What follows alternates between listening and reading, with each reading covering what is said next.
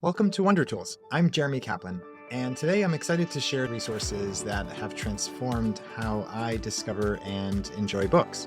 Books to me offer a compelling, slower alternative to the onslaught of negative news. And I found that books offer a nice escape into deeper, more meaningful, lasting kinds of content. So I want to share with you some of the tools I use almost every week. The ones that connect you to your local library's digital collection, for example. So my favorite is Libby, which has become an essential part of not just my routine, but our family's routine when we're on road trips, for example. We listen to audiobooks, or when I'm winding down with an ebook or reading an ebook for work, I'm finding them on Libby. It's giving me access to books, not just in my local library here in New York City, but to other libraries I belong to as well. Libby has access to books from 90% of the US libraries, and also to libraries in 78 different countries. So no matter where you are, there's a good chance you can access library books through Libby or through another service like Hoopla, for example. Hoopla works with 3,900 library systems, and it also has some additional features. So unlike Libby, which is just basically ebooks and audiobooks, Hoopla also has other kinds of content, including magazines and videos. It even has a binge pass where you can dive into an entire collection of magazines or videos for a full week. There's also another service which is called Canopy, Kanopy, and that opens up a world of thoughtful documentaries and films. So Libby handles your reading needs, and Canopy offers additional educational and enriching video that you can consume on any device, any mobile device or laptop, or even on your smart TV. Canopy is completely free. It's a great alternative if you don't want to subscribe to Netflix or Amazon Prime or Apple TV or one of the other premium video services. If you're thinking about what you use to find your next great read, I want to share a few tools for that as well. Picture spinning a digital globe and discovering books from wherever your finger lands. That's exactly what Which Books World Map lets you do. It's a digital representation of the globe, and you pick a country and you see books that are set in that country. It's a really engaging way to explore literature from around the world and find new books from places that you haven't been or places that you love. If you prefer expert recommendations, you'll love something called Most Recommended Books, which basically lets you see your favorite thinkers or celebrities, what they read and what they recommend, complete with their personal insights about the books they recommend. So it's a really useful way to find helpful recommendations for books to read. There's a couple of other tools like it. One is called goodbooks.io. Another is called Read This Twice.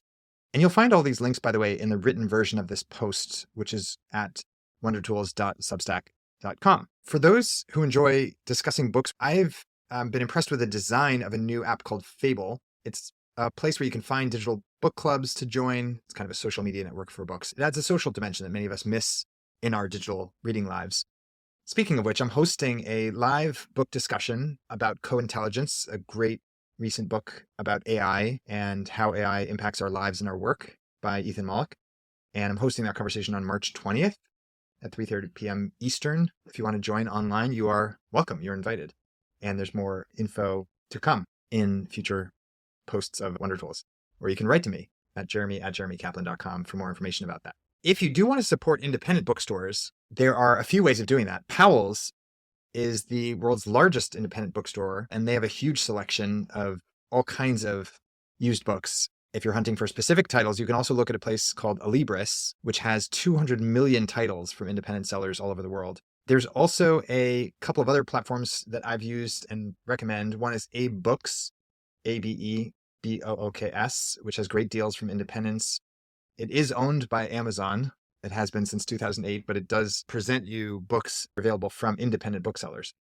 There's a tool called IndieBound if you want to find a real-world indie bookstore near you.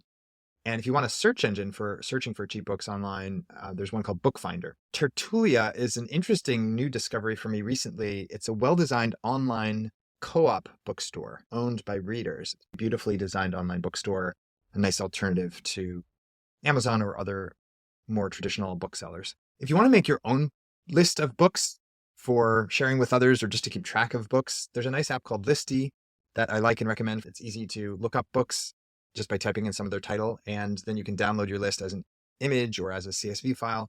There's another one called Library Thing, which is also free and easy to use for cataloging your books and tracking your reading. There also are a couple of resources I've linked to in the post from services like Notion and Airtable, where you can use a template and organize your own book collection. Once you've made that kind of list, you can use AI to explore and expand your taste in books. This ties to a recent post I wrote about creating your own taste atlas with AI.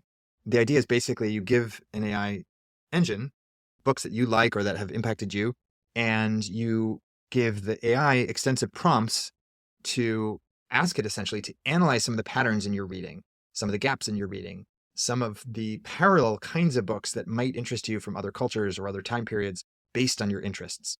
And you'll find more about that and how to do it and why to do it and how I found it to be useful in a previous post I wrote called Create Your AI Taste Atlas. There are a few tools for finding great children's books that I just want to mention briefly. One is Sora, which is basically a kid's version of Libby.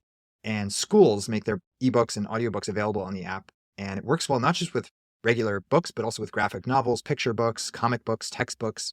It's a really great resource and it's free for kids to use. It works with many of the schools across the United States and elsewhere.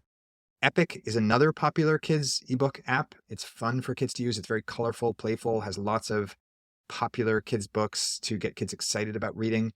I will offer a caveat about Epic though, which is that it leans into gamification and kind of extrinsic motivation, meaning it uses points and streaks to entice kids to repeatedly open the app.